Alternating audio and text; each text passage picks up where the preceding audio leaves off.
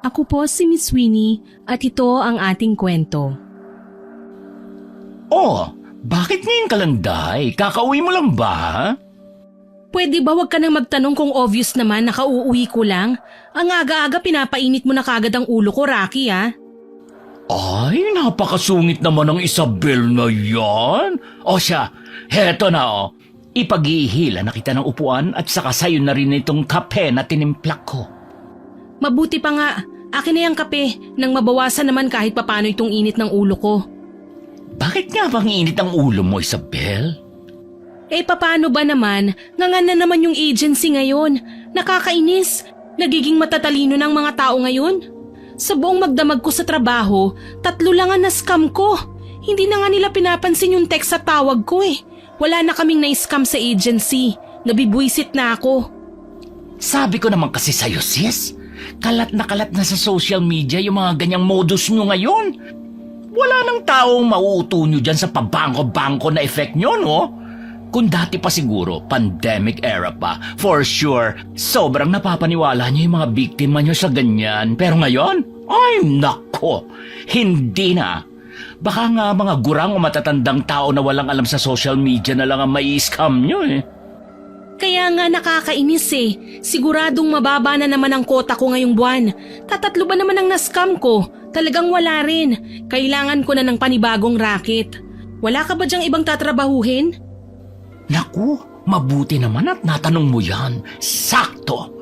Meron ako naka-ready rito na trabaho. Ikaw nga lang iniintay ko eh. Alam mo naman na hindi ako nakakakilos kung wala ka. Ikaw yung brain ko eh. O siya, teka lang. Kukunin ko lang yung tablet ko sa kwarto. Mag-coffee-coffee ka muna dyan, ha? Tumango na lang ako sa sinabi ni Rocky.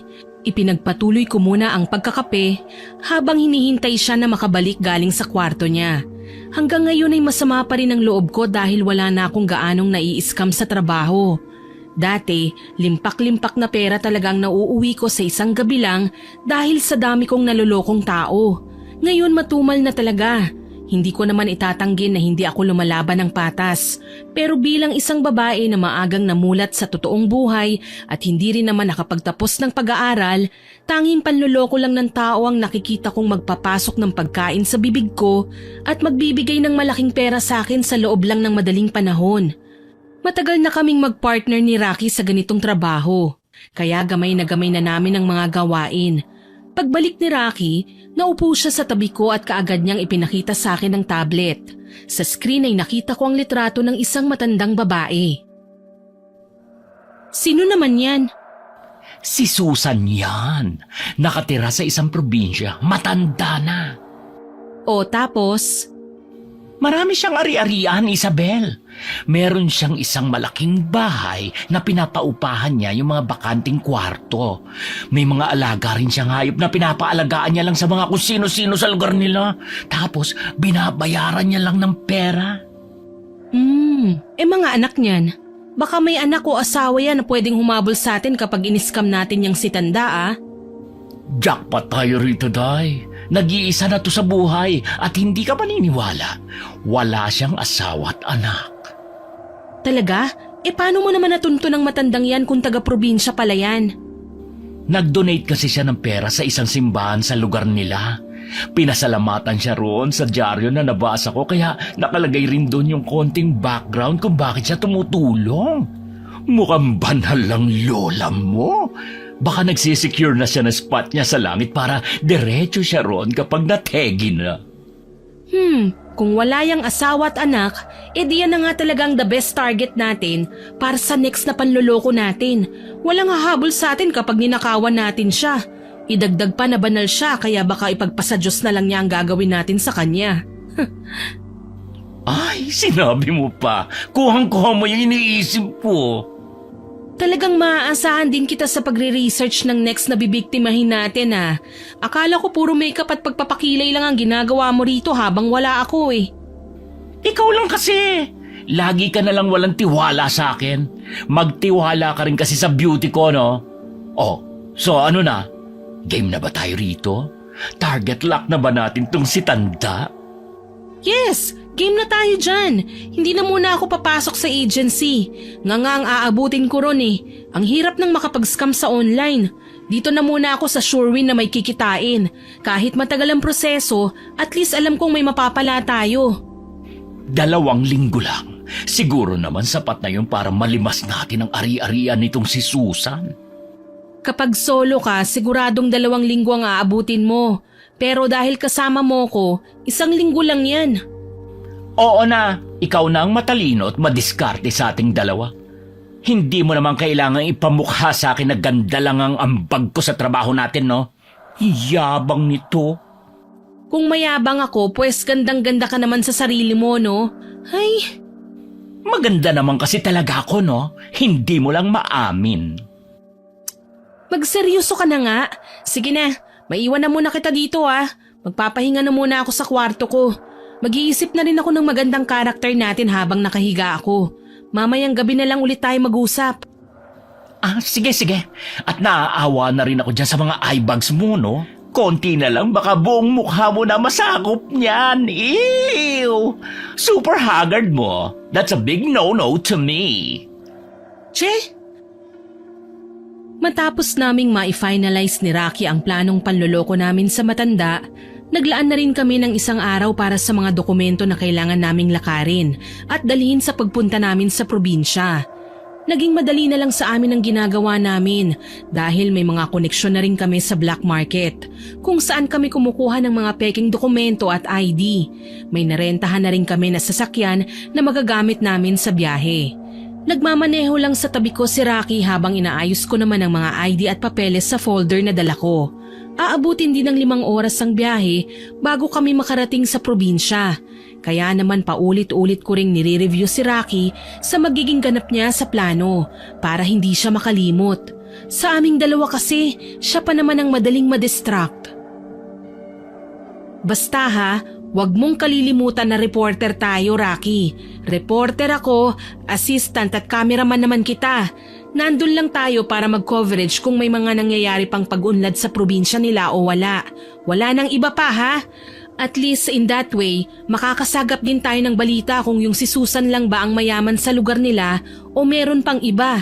Malay mo, meron pa pala tayong mabibiktima ron bukod sa kanya. Hitting 2 birds in 1 stone, ika nga. Alam mo, tama ka. Para din hindi sayang itong luwas natin sa probinsya na yon. Grabe, ang talino mo talaga, Isabel. Bilib na talaga ako dyan sa utak mo. Isa pa, biruin mo. Naisip mo na magiging reporter tayo as our fake cover-up? Wala ka kasing utak, Rocky. Baka kasi nasa putok na putok mong blasyo na punta lahat yung talino mo. Medyo ouchy ka naman sa part na yan, Day. Ang sakit, ha? Talaga, at mas ouch pa dyan ang sasabihin ko sa'yo kapag pumalpak ka. Huwag mong kakalimutan na lalaki ka ha. Lalaki ka sa palabas natin na to. Isa pa yan sa reklamo ko sa'yo eh. Bakit ba kasi ginawa mo pa akong lalaki, Isabel? Bakit hindi na lang bakla? Aba, tanggap naman na sa lipunan ng lahi ko ah. Hindi ka talaga nag-iisip ano? Gamitin mo nga minsan yung utak mo, Rocky. Matanda na si Ginang Susan. Sa madaling salita, old school yon for sure. Idagdag mo pa na maka-Diyos siya. Sa tingin mo ba seseryosohin ka ng matandang yon kung bakla ka? Ay, kurak ka dyan sa sinabi mo. Ay, magtiwala ka na lang kasi at sumunod sa mga sasabihin ko. Gawin mo ng tamang inuutos ko at siguradong hindi tayo magkakaproblema. Okay, noted. Lalaki ako. Lakasan mo pa. Mas lalaki pa dyan yung boses. Lalaki ako. Lakasan mo pa. Lalaki nga ako. Good. Kapag nakuha natin ang lahat ng yaman ng matandang yun, tiba-tiba tayo dito, Rocky. Ano ka ba, sissy? Kailan ba tayo nagtrabaho ng ganito na wala tayong napala? Never pa, no? Sure win tayo dito. Kaya nga, basta stick na lang tayo sa plano natin at burahin mo nga yung blush on mo. Oo na, buburahin ko later. Nasa bag pa yung makeup remover ko eh. Anyways, nakalista na dyan yung mga nanakawin natin sa matandang yun. Oo, nandito na. Una, Yung mga alahas muna ng matanda ang pupuntiryahin natin. Maghahanap na rin tayo ng mga safety box niya dahil for sure wala sa bangko ang pera ng matandang katulad niya na mag-isa na sa buhay. May pinagtataguan niya ng pera na nasa bahay rin niya. Correct ka rin dyan, Day. Hahanapin din natin yung mga titulo ng mga ari-arian niya na pwede rin nating makuha. Mas maganda kung makukuha rin natin yung titulo ng mismong bahay niya para kapag nategi siya, balikan na lang natin. Paano yung mga alaga niyang hayop? Balita ko marami-rami rin yun. Milyones din sigurong kikitain natin doon. Mahirap manakaw yun. Hindi ba at ibang nag-aalaga ng mga hayop ng matanda? Huwag na nating habulin pa yun. Baka mahirapan lang tayo. Mag-focus lang tayo dun sa mga mahalaga. Yung mga alahas, pera at yung mga titulo. Okay, noted yan, boss. Boss mo mukha mo dyan. Kapag ikaw talaga nakalimot, naku, ako mismo maghuhukay ng libingan mo. Ayusin mo, Rocky, ah. Lalo na't kating-kati na tong kamay ko na makahawak ng malaking halaga ng pera. Hindi na ako napapasaya ng libo-libo lang eh. Barya lang yun sa akin ngayon. Kailangan ko ng milyon. At bago tayo makaalis sa probinsya na yon, dapat milyonaryo na tayong dalawa. Yun ang goal natin, Rocky. Siyempre, gora din ako sa goal na yan, no? Hindi pwedeng ikaw lang. Kailangan ko rin ng malaking pera para magtuloy-tuloy na yung balak kong pagpapa-opera nitong dibdib at ilong ko. Tagal ko ng pangarap yun eh. Kaya nga ayusin mo ang trabaho mo. Susunod ka lang naman sa akin eh. Ako pa rin naman ang magsasalita at kakausap sa mga tao, okay? Okay, aayusin ko ang trabaho ko. Promise yan, Isabel. Di mabuti. Ayokong mapunta lang sa wala itong lakad natin. Hindi ako maglalaan ng oras ko rito kung mabubulilyaso lang din to. Makalipas ang ilang oras na pagbabiyahe namin ni Rocky, nakarating na nga kami sa probinsya ng matandang target namin. Saktong 6:00 na ng hapon ng mga sandaling yun. Medyo madilim na ang paligid namin, lalo na at wala naman kaming nadadaanan ng mga poste na may ilaw. Dahil hindi na rin sementado ang daan papasok sa baryo, kaya naman mabagal na rin ang takbo ng sasakyan. May nadaanan pa kami na luma at maliit na bulletin board sa gilid ng kalsada kung saan agad naming napansin ni Rocky yung mga nakadikit doon na missing person. May matatanda at mga bata rin. Pero kahit ganon, hindi na lang namin yon pinansin pa at nagpatuloy na kami sa pagpasok sa baryo. Hindi rin naman kami nahirapan sa paghahanap sa bahay ng matanda dahil yun ang kalakihan na bahay na nadaanan namin, kaya bumaba na rin kagad kami ng sasakyan ni Rocky at kumatok. Isang matandang ginang nga ang nagbukas ng gate sa amin. Nakataas kagad ang isang kilay niya nang salubungin niya kami at saka pasimple niya pa kaming pinagmasdan ng tingin mula ulo hanggang paa. Magandang hapon ho. Sino kayo? Ako ho si Isabel at ito naman po si Rocky. Kayo ho ba si Ginang Susan? Ako nga. Anong kailangan nyo? Mga reporter ho kami na galing pang Maynila. Reporter? Oo. Nandito ho kami para mag-coverage ng balita tungkol sa lugar nyo. Ano naman ang kailangan nyo?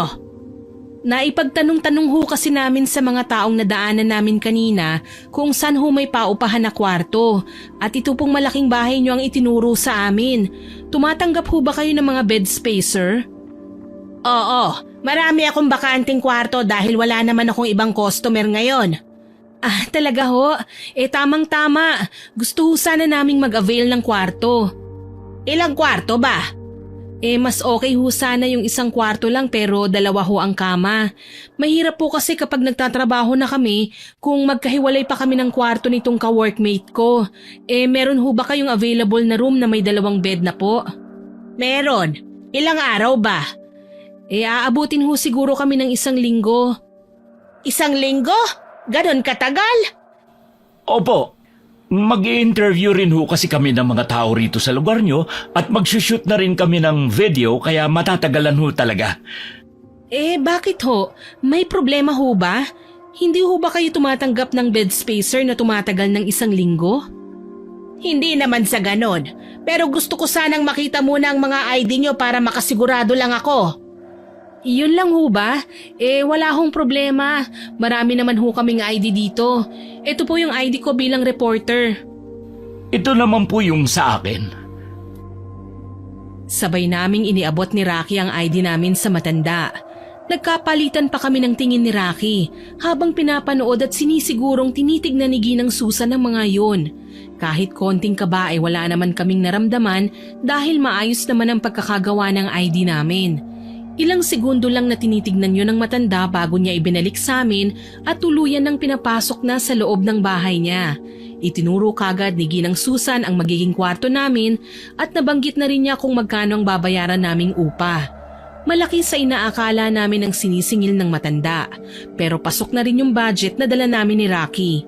Nalaman namin na libre naman pala ang lahat, kahit pagkain namin ay ang matanda na rin ang mag-aasikaso kung saan ay pabor naman yun sa amin para makapag-focus kami sa gagawin naming trabaho. Pinagpahinga rin muna kami ni Ginang Susan ng ilang oras at saka tinawag na lang niya kami ulit nung nakahanda na ang hapunan. Salamat po sa inihanda niyong hapunan, Ginang Susan. Nako, huwag kayong magpasalamat. Bayad naman ang kakainin yung pagkain dito sa pamamahay ko habang umuupa kayo kaya hindi nyo kailangan pasalamatan ako. Kahit na, mukhang masarap ho itong niluto niyong sinigang. Salamat. O siya, tayo na't magsimula ng kumain habang mainit pa ang sabaw. Siguradong gutom na rin kayo dahil galing pa kayo ng Maynila. Ibig sabihin ay ilang oras din ang inabot ang biyahe nyo. Ay, korak ka dyan, Mima. Ha? Ano, iho? Ang ibig po niyang sabihin ay opo, ilang oras nga po ang inabot ng biyahe namin papunta rito. Nakakapagod nga ho eh. Mga kulang-kulang 5 hanggang 6 na oras ho, Ginang Susan.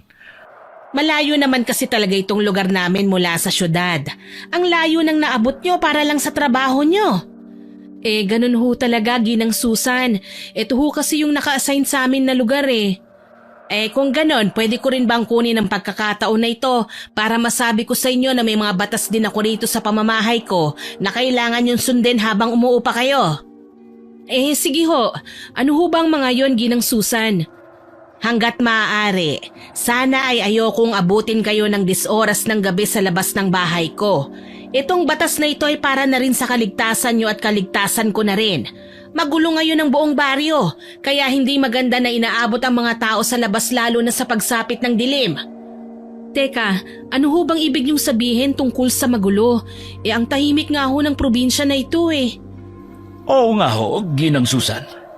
Hindi ko alam kung dapat ko ba itong sabihin sa inyo dahil bilang mga reporter kayo, baka hindi kayo maniwala. Pero dahil kargo ko na kayo bilang mga nangungupahan sa akin, mas makakabuti nga siguro na malaman nyo na rin para sa kaligtasan nyo. Ang totoo niyan, kaliwat kanan ng mga nawawala ngayon dito sa lugar namin. Po? Nawawala? May nawawalang mga tao ho rito? Teka, kaya pala ang daming nagkalat ng mga poster ng missing person doon sa bulletin board na nadaanan natin, Isabel. Tama, maraming nawawala ngayon dito sa baryo. Hindi lang tao pati mga hayop. Sa katunayan yan, nagdadalawang isip talaga ako na tanggapin kayo kanina dahil hanggat maaari, ayoko nang tumanggap ng mangungupahan. May mga sindikato ho ba na kumakalat dito sa lugar nyo na gumagawa ng ganong krimen? Mabuti sana kung mga sindikato nga ang nasa likod ng mga nawawalang tao rito sa baryo namin eh. Pero hindi, mas malala pa sa iniisip nyo. Ano hong ibig niyong sabihin, Ginang Susan? Kahit yata sabihin ko sa inyo hindi kayo maniniwala. Mga reporter ho kami, Ginang Susan. Paniniwalaan ho namin yan hanggat may pruweba at makatotohanan. Naniniwala ba kayo sa aswang? Napakunot ang noo ko habang nakita ko naman na napahinto si Rocky sa balak niyang pagsubo ng pagkain niya dahil sa tinanong ng matanda sa amin. Hindi ko inaasahan na yun ang itatanong sa amin ni Ginang Susan, kaya naman hindi ko alam kung ano ang magiging reaksyon. Gusto kong matawa dahil sa mga pelikula ko lang naririnig ang ganong salita. Pero nang makita ko ang seryosong mukha ng matanda habang nakatingin siya sa amin ni Rocky, pinigilan ko na lang ang sarili ko. Nagpanggap ako na seryoso at interesado akong malaman ng tungkol sa sasabihin pa niya kahit ang totoo ay hindi naman ako naniniwala. Aswang ho, Ginang Susan? Oo, naniniwala ba kayo sa ganon, iha? Sa tagal na ho namin ni Rocky sa trabaho namin bilang reporter, wala pa naman ho kaming na-encounter na ganun. Sinasabi niyo ho ba na may aswang dito sa lugar niyo? Meron. Ho? Totoo ho ba yan? Sa tagal ko nang nakatira sa lugar na ito, masasabi kong totoo na may aswang dito. Tinatawag ang aswang na yun na malakat. Malakat? Ano naman ho ang pinagkaiba ng malakat na aswang na yan sa aswang na nakikita natin sa mga palabas sa TV at pelikula? Ang sabi ng namayapa kong ama, isang asong aswang ang malakat. Humahaba ang buhok ng malakat para pumasok sa tenga, ilong at bibig ng kanyang nabibiktima. Pinaniniwalaan na yun ang ginagamit ng aswang para makuha niya ang itsura at boses ng taong pinapatay niya para magaya niya yun at magkatawang tao rin siya. Parang doppelganger? Kumokopya ng itsura ng iba? Oo, kung ganun man ang tawag niyo doon. Kapag nakuha niya ang itsura ng taong pinatay niya, nagiging tao na ang malakat. Pwede siyang makipag-usap at makisalamuha sa mga tulad natin na parang isang normal na tao lang talaga. Kung tutuusin, hindi kaagad malalaman ng mga kamag-anak ng biktima na patay na ang kapamilya nila hanggat hindi sila nawawala ng parang bula. Ibig hong sabihin, wala na hong pag-asa na mahanap ang katawan ng mga namamatay? Oo, nawawala na talaga sila ng parang bula dahil kinakain sila ng buong-buo ng malakat. Walang tira, walang ebidensya. Sabi ng tatay ko, yun ang paraan ng aswang para magamit nito ang katauhan ng biktima niya ng malaya. Nakakatakot naman ho yan, Ginang Susan. Talagang nakakatakot. Pero sana lahat ng tao rito sa baryo, takot lang ang nararamdaman sa aswang na yan. Ang kaso nga lang, hindi lahat natatakot sa aswang na yon. Yung iba sinasadyang tugisin ng malakat. Bakit ho? Para patayin? Oo, pero may isa pang dahilan. Ano naman ho yun? Sinasadya nilang tugisin ng malakat sa pagbabakasakali na mapatay nila yon at makuha nila ang gintong pangil nito. Gintong pangil ho? Oo, malaki at nakakatakot ang pangil ng malakat. Pero hindi lahat ay natatakot doon dahil mga ginto ang pangil na yon. Kaya imbis na matakot ang lahat, nagiging gahaman pa ang iba. Nabubulag ang ibang tao sa ginto at sa yaman na makukuha nila sa pangil ng malakat na yon. Kaya yung iba, hindi napipigilan na personal ng tugisin ng aswang. Sa kasamaang palad, lahat sila nasawi. Ibig hong sabihin, wala pang nakakapatay sa malakat na yun, Ginang Susan? Wala pa. Kaya nga patuloy pa rin ang pagkawala ng mga tao rito sa baryo. Ang hindi lang ako sigurado ay kung meron pa bang sumusubok na patayin ng malakat na yun. Sa tingin ko ay wala na. Baka lahat ng tao ay tinamaan na ng takot sa dibdib dahil kaliwaan nga ang pagkawala ng mga mamamayan dito sa baryo tapos hindi na nakikita pa. Alam niyo ho ba kung paano mapapatay ang malakat? Wala akong alam kung paano at hindi ko na rin aalamin pa. Mas gugustuhin ko na lang na magdoble ingat o magkulong dito sa bahay para hindi mapadali ang buhay ko. Ay, nasasabi mo lang yan kasi mayaman ka na. Ano yon, Iha? May sinasabi ka ba? Wala ho. O siya, ipagpatuloy na natin ang ating hapunan. Medyo napahaba na itong usapan natin Lumalamig na ang sabaw. Basta alalahanin nyo lang ang nag-iisa kong batas sa pamamahay kong ito. Katulad ng sinabi ko, para din naman yon sa kaligtasan nating lahat. Sige ho, naiintindihan ho namin, Ginang Susan. Susunod ho kami. Huwag ho kayong mag-alala. Mabilis kong ikinandado ang pinto ng kwarto namin ni Rocky nang masiguro kong tulog na si Ginang Susan. Buti na lang at malayo ang kwarto ng matanda sa silid namin kaya malaya akong nakakausap si Rocky sa gusto kong sabihin sa kanya. Nakaupo lang si Rocky sa harap ng salamin, nakasuot pa siya ng silk robe habang naglalagay siya ng face mask sa mukha niya. Hindi ko na siya hinintay pa na matapos sa kanyang ginagawa at sa refleksyon na lang ng salamin ko siya kinausap. Change of plan tayo, Rocky. Ha? Anong change of plan ang sinasabi mo dyan? Hindi na ang yaman ng matandang to ang main focus natin na makuha. Ano naman? Gagawin nating main focus yung gintong pangil ng Malakat. What? So sinasabi mo bang naniniwala ka sa sinabi ng matandang yun tungkol sa aswang, Day? I can't believe it! Halata namang kwentong kababalaghan lang yun na gawa-gawa na matatandang katulad ni Ginang Susan para matakot ang mga bulilit sa baryo na ito na hindi na lumabas pa o magpagala-gala sa gabi. Laki rin ako sa probinsya, no? Doon pa nga lang sa ninanakaw ng aswang yung itsura ng taong pinapatay niya, ang hirap ng paniwalaan. Hindi nga lang ako umiimik kanina pero tawang-tawa na talaga ako, Day! Pwes, marami pa naman tayong oras para makumpirma kung totoo nga bang sinasabi ng matandang yon o hindi. Same pa rin naman ang plano eh.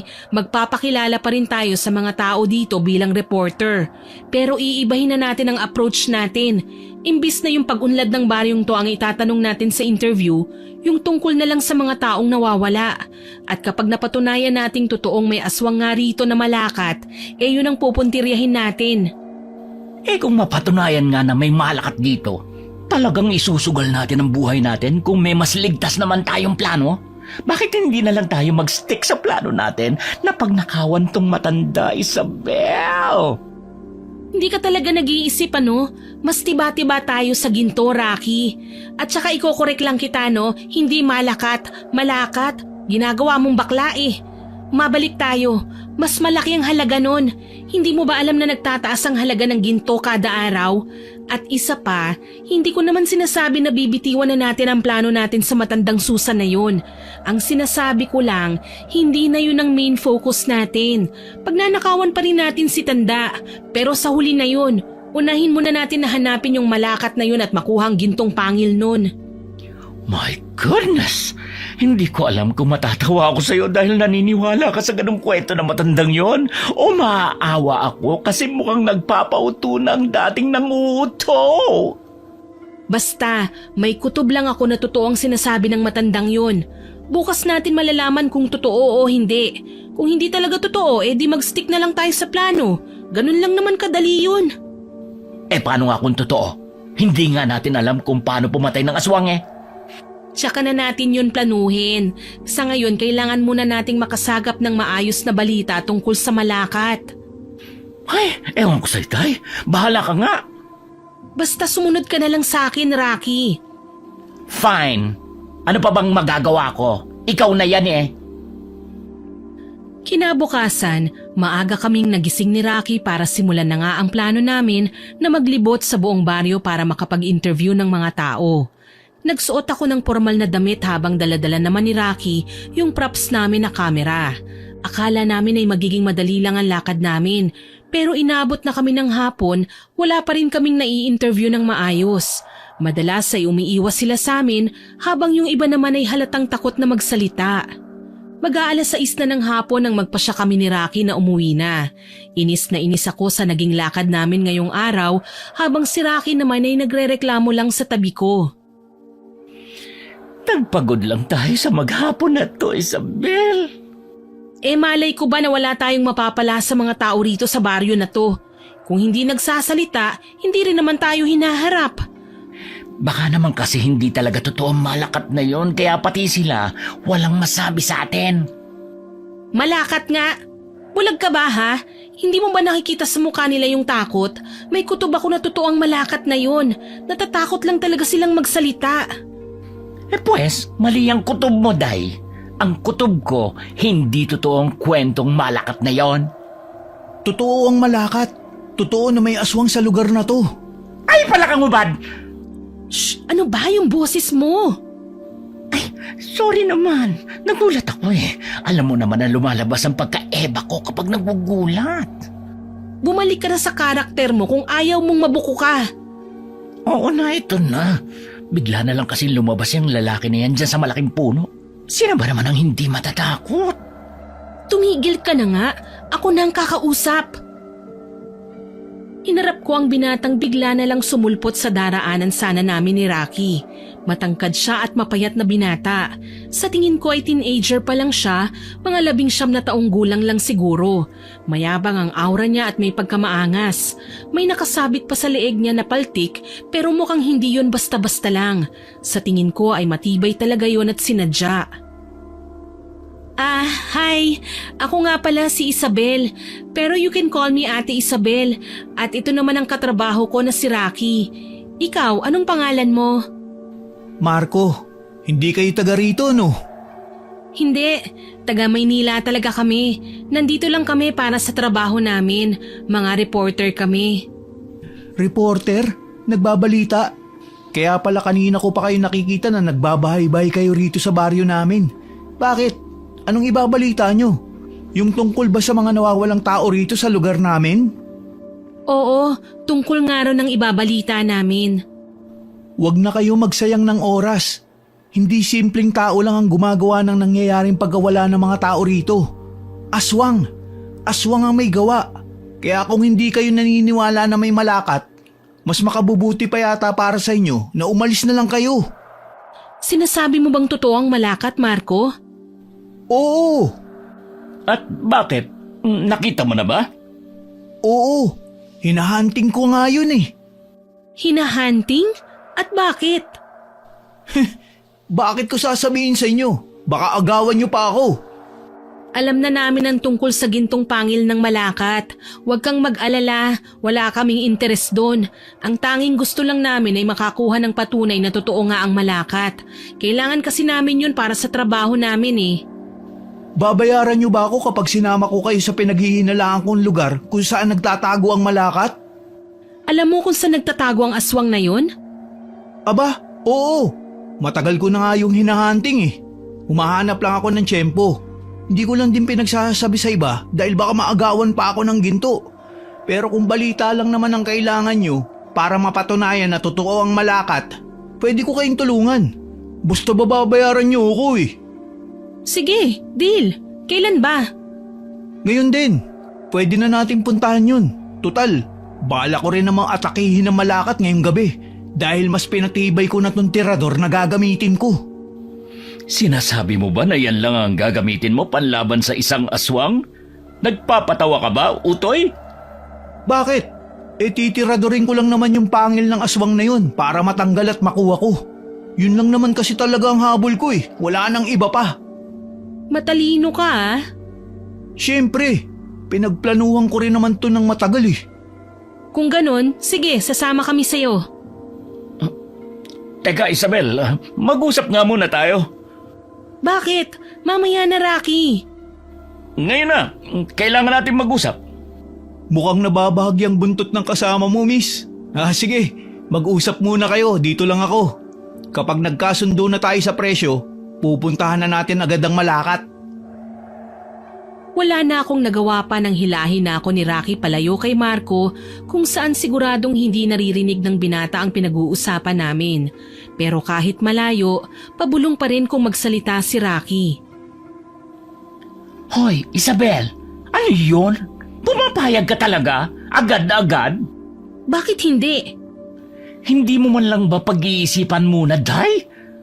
Ano ka ba? Ito na nga yung opportunity natin eh. Kailangan na natin tong i-grab. Malaking pabor sa atin na malakas ang loob ng batang yun. Pero wala pa nga tayong plano. Meron na akong naisip. Agad-agad? Wala ka bang tiwala sa utak ko?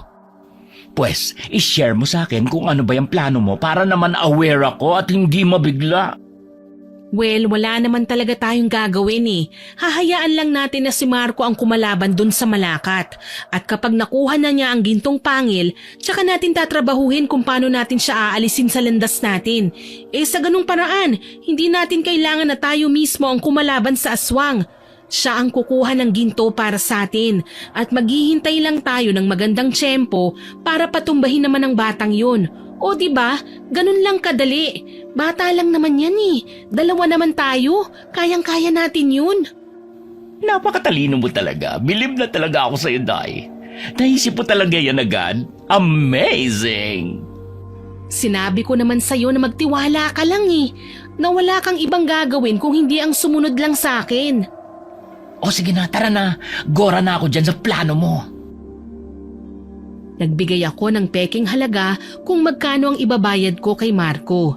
At nang pumayag na siya sa alok ko, nagsimula na kaming maglakad sa may liblib na kakahuyan.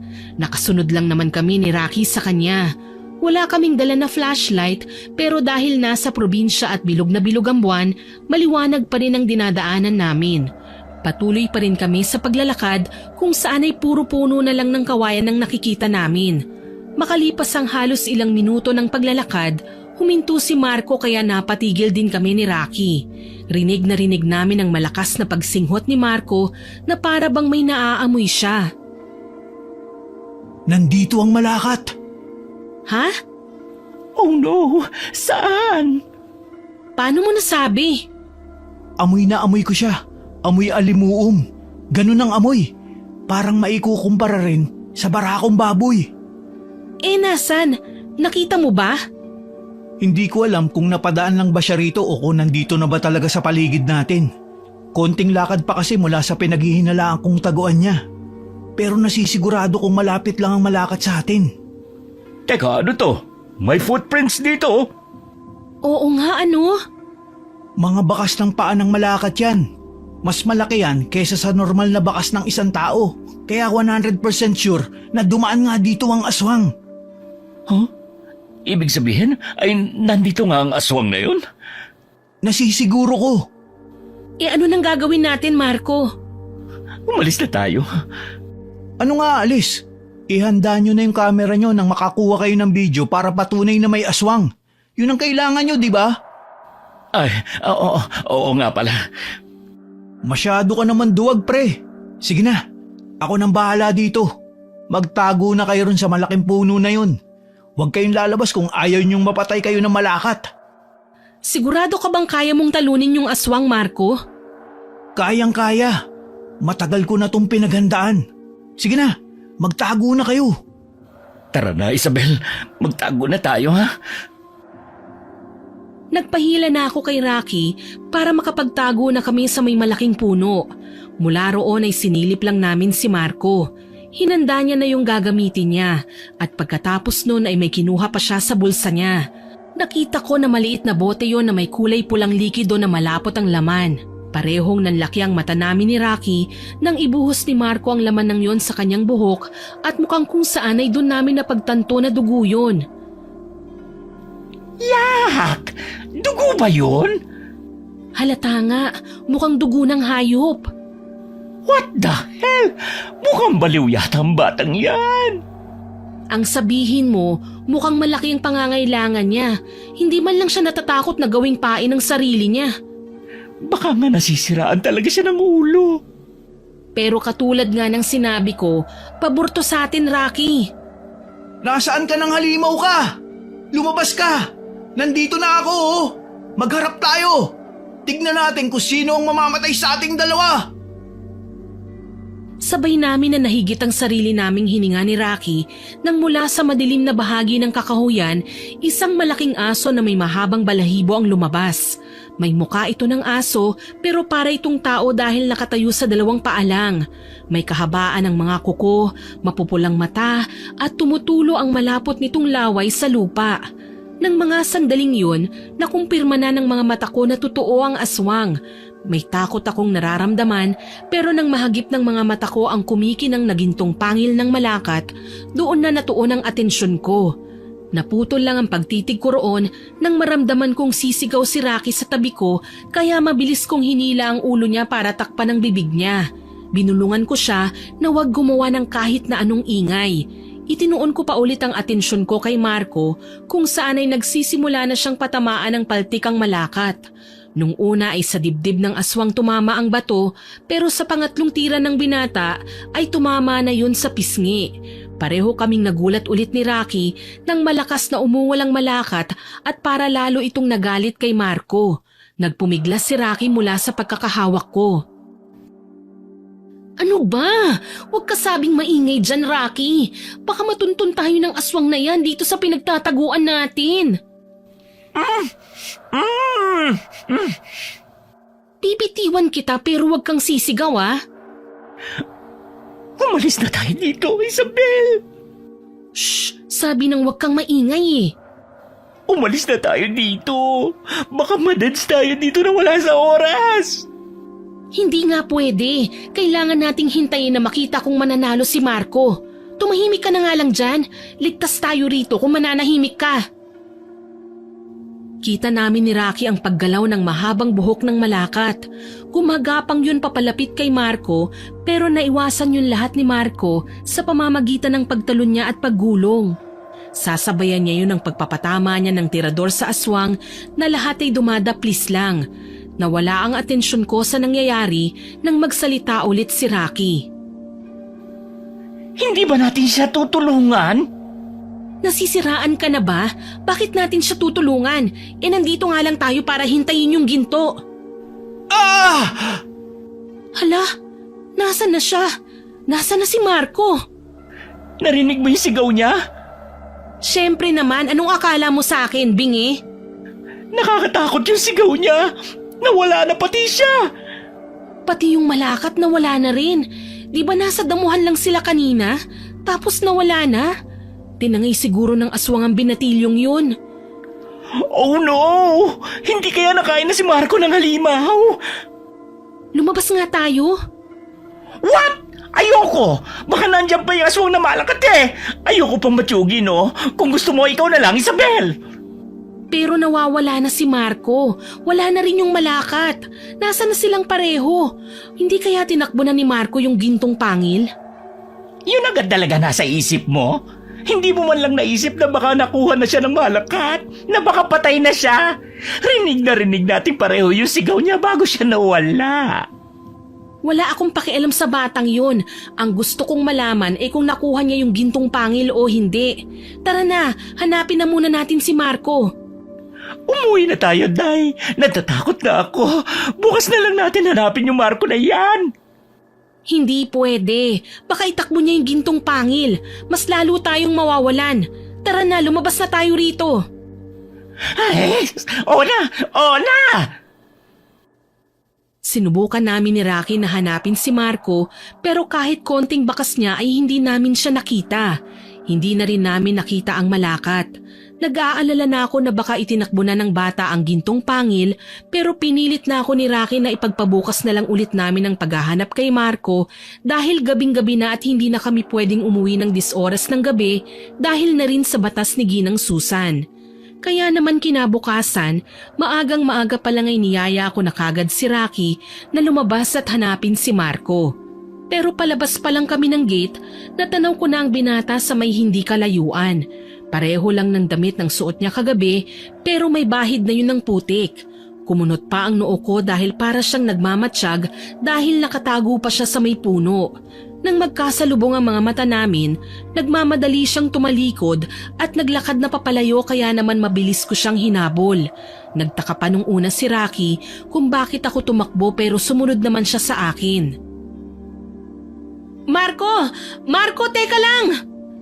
Buhay pa lang, Mokong! Shh! Ano ba? Huwag kang maingay dyan, Rocky! Marco! Teka lang! Saglit lang! Huminto ka muna! Huwag mo akong hawakan. Ay, sorry. Eto na, bibitiw na ako. Ano nangyari sa'yo kagabi, boy?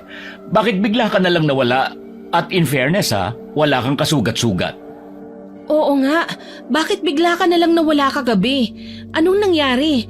Anong nangyari sa malakat? Napatay mo ba yung aswang? Yung gintong ngipin niya, nakuha mo ba? Hindi naman pala kay tunay na mga reporter. Ha? Anong ibig mong sabihin? Alam mo kung anong ibig kong sabihin. Mapagpanggap kayo. Kung ako sa inyo, huwag nyo na akong hahanapin pa. Huwag nyong hayaan na magkasalubong ulit ang mga landas natin. Kung ayaw nyong sumunod kayo sa mga magiging biktima, binalaan ko na kayo. Ay teka, anong ibig mong sabihin? Marco! Nang tumalikod na si Marco at naglakad papalayo, hahabulin ko sana siya pero mabilis akong pinigilan ni Rocky. Huwag mo nang habulin, Day. Ang creepy naman ng batang yun. Parang kahapon lang ang angas-angas niya, ngayon naman. Nakakatakot yung aura. Hindi mo ba napansin? Ang sama ng tingin niya sa atin. Nanlilisik yung mata niya, Isabel. Hayaan na natin. Pinagbantaan niya pa tayo. Akala mo kung sinong malaki ang katawan, che? Hindi pwedeng hayaan lang natin siya. Anong ibig mong sabihin? Buhay siya eh. Ibig sabihin natalo niya yung malakat. May kutob ako na nasa kanya na yung gintong pangil. Tignan mo oh, ni hindi niya kinuha sa atin yung bayad na pinag-usapan natin kagabi. Ibig sabihin, hindi na niya kailangan yung pera dahil ang totoo, nasa kanya na yung ginto. Uy, anong gagawin natin?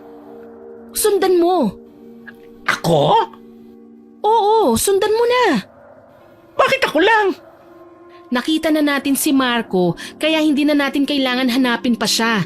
Pwede pa akong trumabaho ng ibang bagay habang sinusundan mo siya. Babalik ako sa loob ng bahay at pasimple akong maghahanap ng alahas ni Tanda. Mas safe kung akong maiiwan kesa ikaw dahil lalaki ka.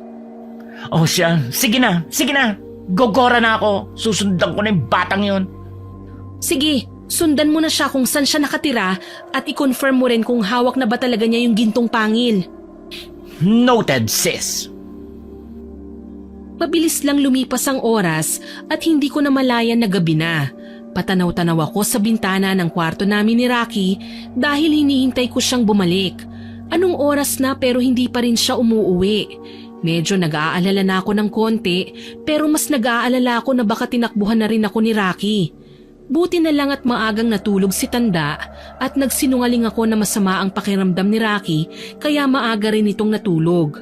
Nang sumapit ang 9:00 ng gabi, dumoble na yung pag-aalala ko kaya dahan-dahan na akong lumabas ng bahay para sa labas na lang hintayin si Rocky. Pero dahil wala pa rin siya, nagpasya na akong sumakay ng kotse para balikan siya sa lugar kung saan ko siya iniwan. Pagkahinto ko ng sasakyan sa gilid ng daan ay bumaba kaagad ako, tsaka ko siya hinagilap ng tingin sa paligid. Tinanglawan ko pa ng dala kong flashlight ang daan papasok sa gubat na pinasok namin. Pabalik-balik ako sa paglalakad sa may gilid ng kotse nang may marinig akong kaluskos mula sa may hindi kalayuan. Mabilis akong napalingon at nakita ko nga si Rocky. Basang-basa siya mula ulo hanggang paa niya na para bang naubutan siya ng malakas na ulan kahit hindi naman umulan. Nakatulala pa siya habang naglalakad kaya hindi niya napansin na nasa labas ako. Nilapitan ko siya. Agad na nagsalubong ang mga mata namin. Magtatanong sana ako kung anong nangyari sa kanya pero bubuka pa lang ang bibig ko nang mahigpit niya akong sinakal. Rocky! Ano ba? Aray! Ano bang nangyayari sa'yo? Mamamatay ka rin ngayong gabi. Anong sinasabi mo? Bitiwan mo ako! Bitiwan mo nga ako! Nasasakal ako! Papatayin kita. Bitiwan mo ako! Tulong! Tulungan niyo ako! Mamamatay ka. Bitiwan mo ako! Nagpumiglas ako dahil ramdam ko na ang pag-angat ng mga paa ko sa lupa. Hindi na rin ako makahinga. Hindi ko siya nakilala na ganito kalakas. Sa pagpupumiglas ko, bigla na lang akong hinagis ni Rocky. Malakas ang pagkakahagis niya kaya tumama ang likod ko sa kotse na agad ko namang ininda. Uubo-ubo ako at umaasang makakakuha ng sapat na hangin pero hindi pa man nakakabawi, nakalapit na siya ulit sa akin at muli niya akong sinakal. Iniangat niya ako mula sa pagkakasalampak ko sa lupa gamit ang pagkakasakal niya sa akin. Nakasandal ang likod ko sa kotse nang magsimula na naman akong pumalag sa kanya. Dahil sa pagpupumiglas ko, nahagilap ko ang refleksyon ni Rocky sa side mirror ng sasakyan. Doon ay nanlaki ang mga mata ko nang hindi si Rocky ang nakita ko kundi ang asong aswang na malakat. Aswang? Aswang ka? Hindi ikaw si Rocky? Patay na ang kaibigan mo. Ano? Sinabi ko naman kasi sa inyo na iwasan nyo magkita pa ulit ang landas natin. Pero hindi kayo nakinig. Talagang sinundan pa ako ng kaibigan mo kanina.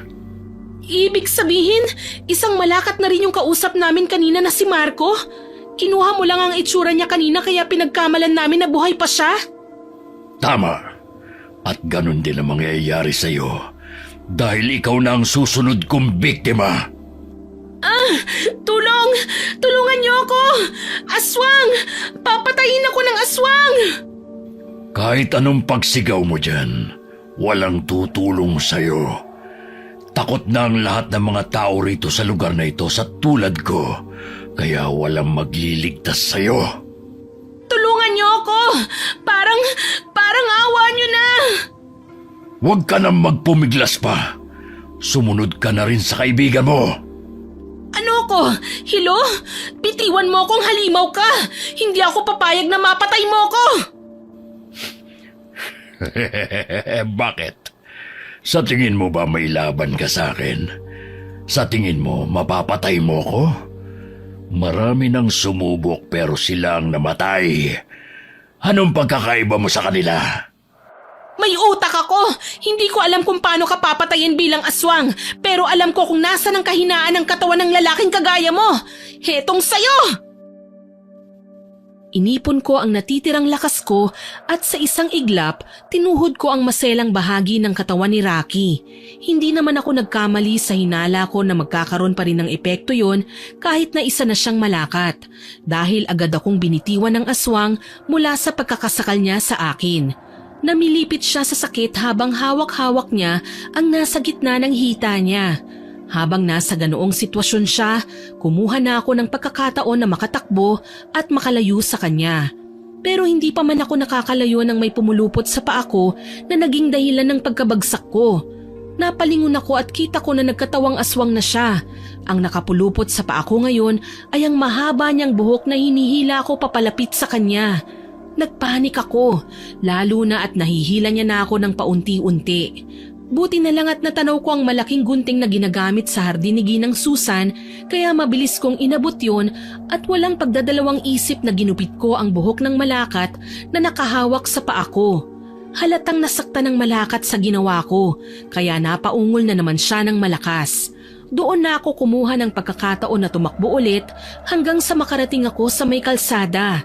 May jeep doon na padaan kaya kaagad akong pumunta sa gitna para siguradong hihintuan ako ng driver. Bumaba siya sa jeep at nilapitan ako. Halatang magsasaka ang matandang lalaki dahil manipis ang suot niyang jacket at nakabota pa siya. Tulungan niyo ho ako, Manong! Tulungan niyo ho ako! Yung kaibigan ko ho, isang malakat na! Gusto niya ho akong patayin! Nasaan ang kaibigan mo? Nandun ho! Siguradong hinahabol niya ako! Nasaan niyo ba siyang tao o asong aswang? Tao ho siya kanina pero nagpalit siya ng anyo! Sumakay ka na muna sa jeep ko nang makalayo tayo rito. Ho! Hindi ho ba natin siya babalikan? Balikan na ho natin ang malakat na yun! Patayin na ho natin siya! Tsaka isa pa may kotse po akong dala! Hindi yun ganon kadali, Iha. Halika na't sumakay ka na muna. Kailangan nating makalayo rito. Balikan na lang natin sa ibang araw ang sasakyan mo. Delikado na rito ng ganitong oras. Bakit ka kasi nagpunta dito ng 10 oras ng gabi? Ay, dali na! Sumakay ka na! Sige ho! Maraming salamat ho! Pagsakay ko, nagtaka ko kung bakit panayan tingin ng matandang lalaki sa akin. Napansin naman niya kaagad ang pagtataka ko sa ginawa niya, kaya kaagad na rin siyang nagsalita. Pasensya na. Sinisigurado ko lang kung totoong tao ka ba o nagpapanggap ka lang. Ho? Nalaman ko rin ho na isang malakat na ang isang tao kapag tinignan nga ang refleksyon niya sa salamin, kaya nakumpirma ko na aswang na si Rocky dahil iba ng itsura niya sa salamin ng kotse nang tinignan ko. Tanging salamin lang ang makakapagturo ng tunay na katauhan ng malakat. Kaya tinignan kita ay dahil naninigurado lang din ako na tunay kang ang tao. Salamin? Mukhang marami ho kayong alam tungkol sa malakat Hayan, sa gilid mo ha. Puro salamin ang dingding ng gilid ng pintuan. Sinadya kong dikitan ng mga salamin yan. Tama ka, marami. Sobrang dami kong alam tungkol sa malakat. Ako nga ho pala si Isabel. Isa ho akong reporter. Nabalitaan ko nga na may reporter dito sa lugar namin. Kayo pala yun. Ako naman si Isagani. Bakit ho marami kayong alam tungkol sa malakat, Mang Isagani? Dahil malaki ang pagkakautang ng halimaw na yun sa akin. Ano ho ang ibig niyong sabihin? Pinatay ng malakat na yun ang asawa ko. Pasensya na ho. Matagal na panahon na yun, Iha. Sa tingin ko magli5 taon na rin ang nakalipas. At sa loob ng 5 taon na yun, wala akong ginawa kung hindi pag-aralan kung paano ko makakaganti sa malakat na yun. Kung ganon, gusto ko rin hong ipaghiganti ang pagkamatay ng kaibigan ko. Sana ho ay matulungan niyo ako. Hindi ganun kadali ang pumatay ng isang malakat. Mawawala ng silbi ang pagpatay mo sa aswang kung nasaan yung tao siya. Kailangan nating mapaslang ang halimaw kapag nasaan yung aso siya. Sa tunay niyang anyo. Yun lang ang natatanging paraan para mabura natin ang aswang na yun sa mundo.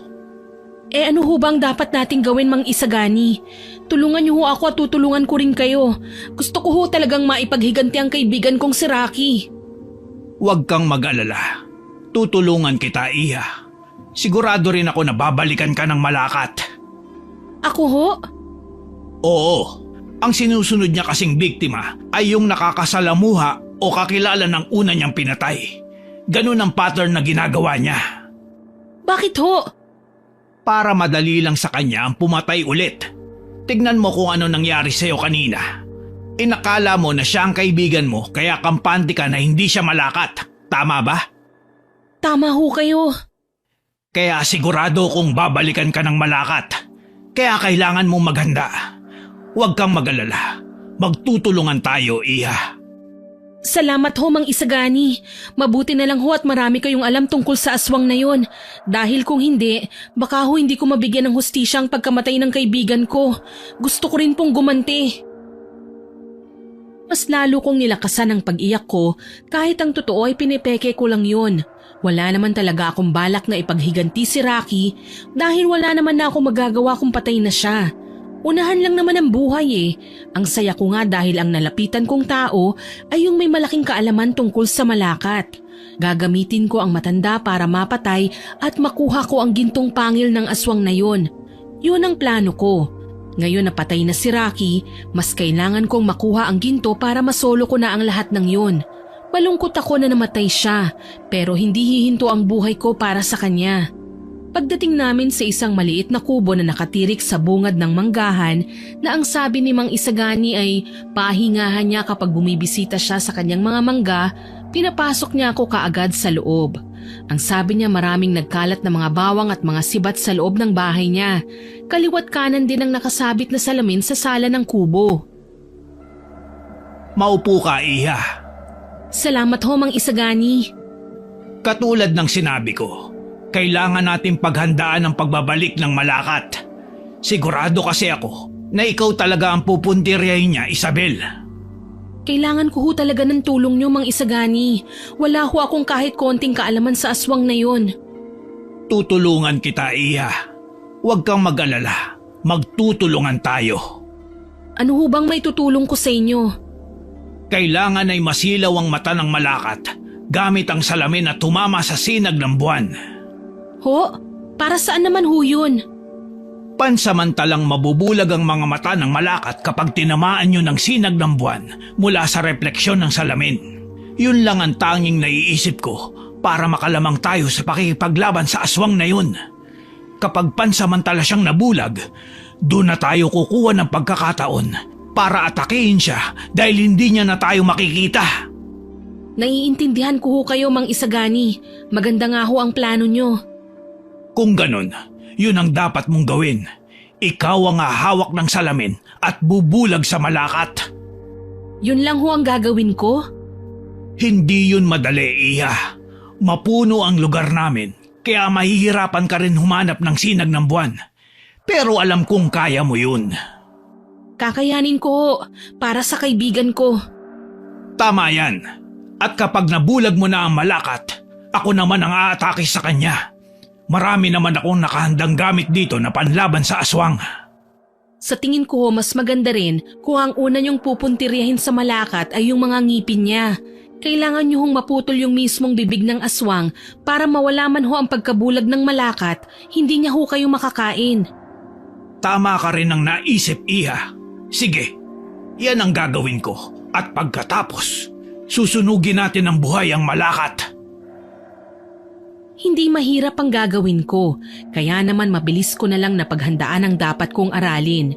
Kinabukasan ng gabi, naghanda na kami ni Mang Isagani. Bitbit ko na ang salamin at ang gaas na gagamitin namin mamaya. Naghihintay na lang kami ni Mang Isagani ng palatandaan na natuntun na kami ng malakat. nang biglang marinig namin ang tunog ng lata mula sa labas. Yun na ang nagsilbing alarm na may nakapasok na sa bakuran ng bahay. Agad na kinuha ni Mang Isagani ang sibat niya bago siya dahan-dahan na sumilip sa may bintana. Ako naman ay nakasunod lang sa kanya at sumilip din. Kumakabog ng malakas ang dibdib ko pero hindi ako nagpadala sa takot. Nang makasilip ako sa bintana, akala ko ay si Rocky ang makikita ko. Pero agad na kumunot ang noo ko nang makita ko si Ginang Susan. Nakatayo siya sa gitna ng bakuran ni Mang Isagani. Si Ginang Susan yun ah. Anong ginagawa niya rito? Kilala mo si Susan? Sa kanya ho kami nakatira ni Rocky. Sa kanya ho kami nangungupahan. Kung ganun, hindi na yan ang totoong Susan. Sa tingin ko ay nagpapanggap na lang yan. Siya na ang sinunod na biktima ng malakat dahil kakilala niyo rin ang matanda. Ho? Ibig sabihin ay patay na rin si Ginang Susan? Ganun na nga. Ano na ho ang gagawin ko, Mang Isagani? Humanap ka ng lugar kung saan may magandang sinag ng buwan para mabulag mo siya. Tandaan mo, kailangan ay nasaan yung aswang ang malakat bago mo siya silawin. Sige ho, Mang Isagani. Diyan ka na dumaan sa may likod ng bahay. Lalabasin ko na siya at haharapin. Ako na ang bahala na baguhin ang anyo nitong aswang na to. Sige ho, aalis na ho ako. Mag-ingat ho kayo. Mag-iingat ka rin. Sinunod ko ang utos sa akin ni Mang Isagani. Pasimple akong lumabas mula sa likuran ng bahay niya at saka dahan-dahan na naglakad para makahanap ng magandang lugar kung saan ako makakakita ng liwanag ng buwan. Nagtago ako sa mataas na puno ng mangga at pinanood ko na lamang si Mang Isagani sa gagawin niya. Nakita ko na lumabas siya ng bahay niya at hinarap ang nagpapanggap na si Ginang Susan. Sa isang iglap, biglang may binato si Mang Isagani sa malakat na sa tingin ko ay asin na namuo yun. Nanlaki ang mga mata ko nang makita ko ang pagwawala ng matanda na para bang nasabuyan siya ng asido dahil nakita ko ang pag-usok ng balat niya. Sa isang malakas na sigaw ni Ginang Susan, nawala na ang itsura niyang tao at napalitan yun ng nakakatakot na halimaw. Naging asong aswang na naman ang malakat kung saan ay kitang-kita ko na naman ang ginuntuan niyang pangil. Doon na naman nakatuon ang atensyon ko. Mapapasa akin din ang gintong pangil na yan. Sisiguraduhin ko yon. Mamamatay ka na ngayon, halimaw ka! Tama yan, Mang Isagani. Tulungan mo ko. Ikaw ang trumabaho ng pagpatay sa malakat para sa akin mapuntang ginto. Hindi ko makakalimutan ang ginawa mong pagpatay sa asawa ko! Isabel, maghanda ka na! Gawin mo na ang inuutos ko! Ay, shit! Oo nga pala. Masyado ako nakafocus sa ginto. Nasaan na ba yung salamin? Pinatong ko lang yun dito eh. Hala, natapakan ko palang salamin. Kung minamalas nga naman oh. Bakit ngayon pa ito nabasag? Isabel! Asan ka na? Ano na? Silawi mo na ang malakat! Nabasag ko ho ang salamin, Mang Isagani! Bitawan mo ko! Hinihila na ako ng malakat! Gumawa ka ng paraan! Napabalik ang tingin ko kay Mang Isagani at nanlaki ang mga mata ko nang makita ko na hila-hila na siya ng malakat. Bigla akong nagpanik. Wala na akong nagawa kung hindi ang damputin ng kalahating salamin na nabasag. Ramdam ko ang pagkasugat ng kamay ko at kita ko rin ang pagtulo ng duguron pero hindi ko yun ininda. Lumabas na ako sa pinagtataguan at tumingala para hanapin ang sinag ng buwan. Tinutok ko ang salamin sa liwanag at tinansya ko yun papunta sa mukha ng malakat. Kahit si Mang Isagani ay nasilaw rin sa liwanag ng salamin kasabay ng malakas na pag-ungol ng halimaw. Napaatras ang aswang habang iwinawagayway nito ang mapapayat pero mahahaba niyang mga kamay. Ayos! Saktong-sakto sa mata niya ang tama ng liwanag! Ngayon na, Mang Isagani! Umatake ka na! Ihanda mo ang gaas, Isabel! Huwag mong kalimutan na tagayin ang nguso ng malakat, Mang Isagani! Akong bahala! Patay ka sa akin ngayon, halimaw ka! Wala ka nang kawala sa mga kamay ko! Inihanda ko na ang gaas at ang panindi na gagamitin. Lumapit na rin ako sa kinaroroonan ni Mang Isagani. Kitang-kita ko ang paghaba ng balahibo ng malakat nang maging aso na siya. Dahil wala siyang makita ay ang malikot na paggalaw ng mahahaba niyang balahibo ang ginagawa niyang pananggalang. Para bang nagbabakasakali yun na may mahawakan kahit na wala itong nakikita. Lahat ng balahibo ng malakat ay pinagpuputol ni Mang Isagani gamit ang itak niya kaya sumabay yun sa malakas na pag-ungol ng aswang. Mang Isagani! Yung uso! Huwag niyong kalilimutan tagpasin! Akong bahala, Iha! Yun na ho ang unahin niyo dahil baka mawala pa ang pagkabulag ng aswang. Mapapahamak ho tayong pareho. Tagain niyo na! Gusto ko nang agawin mismo kay Mang Isagani ang itak na hawak niya para ako na mismo ang pumutol sa nguso ng malakat. Kating-kati na akong makuha ang gintong pangil ng aswang. Buti na lang at naputol na lahat ni Mang Isagani ang gumagalaw na buhok ng halimaw. Sinunod niyang tagain ang nguso. Lalong umungol ng malakas ang malakat kaya nagtalsikan sa paligid ang dugo nito. Pero hindi ko na yun pinansin pa dahil sinundan kagad ng mga mata ko kung saan babagsak ang naputol na bibig ng aswang. Tumilapon yun sa may damuhan. Tatakbo na sana ako para kunin yun pero inutusan ako ni Mang Isagani na buhusan na ang gaasang malakat kaya sumunod na muna ako. Habang nagwawala pa ang halimaw, sinabuyan ko na ito ng gaas at saka ito sinindihan. Muling umalingaw-ngaw ang malakas na ungol ng malakat pero hindi ko na yun pinansin. Kinuha ko ang pagkakataon na naglalagablab ang aswang para makalapit na sa damuhan na pinagbagsakan ng nguso nito. Pero natigilan ako nang hindi ko na yun makita roon. Teka, nasa na yun? Dito lang yun bumagsak ah. Nasa na yung gintong pangil?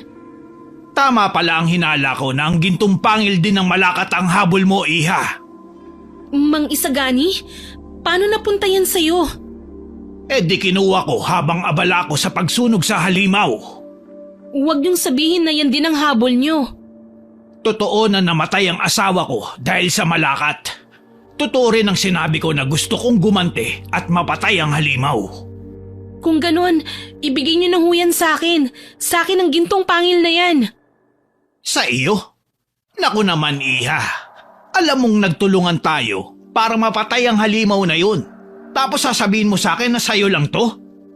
Ibig sabihin, habol niyo rin ang gintong yan? Bakit pa kayo tumatanggi? Hindi ko talaga habol ang gintong pangil na to. Pero dahil nakuha na rin naman natin at tiyak na tiba-tiba rin ako rito, bakit ko pa aatrasan?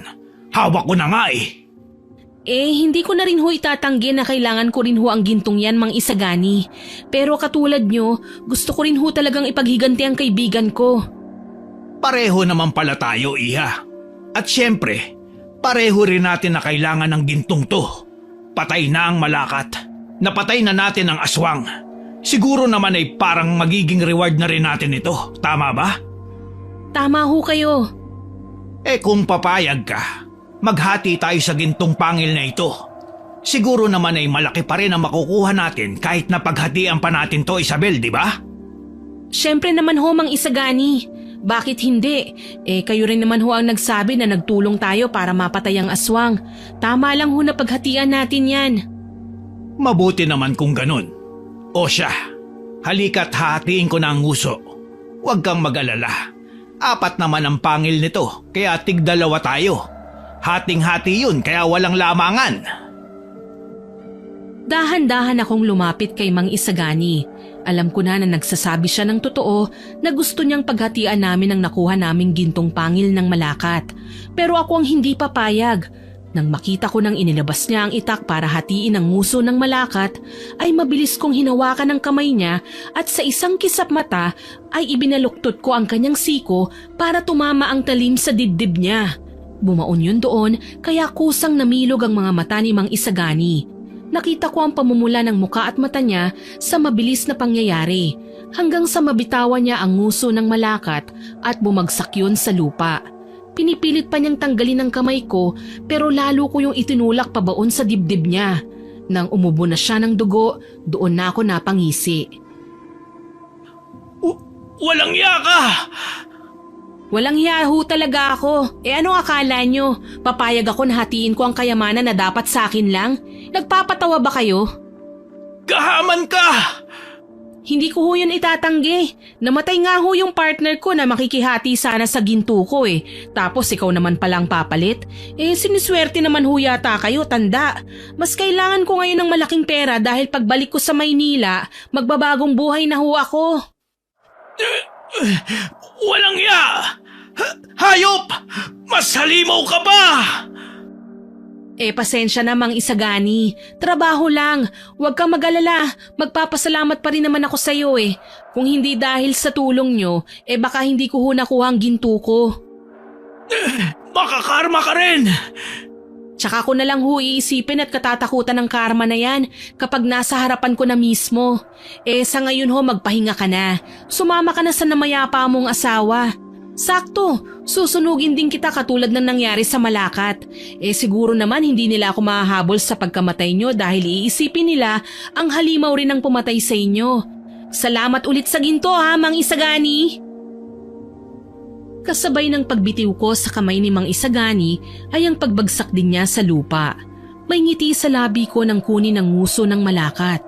Kumikinang sa mga mata ko ang gintong mga pangil. Hindi na rin ako nag-aksaya pa ng oras, tinanggal ko ang mga pangil at inilagay ko na sa bulsa.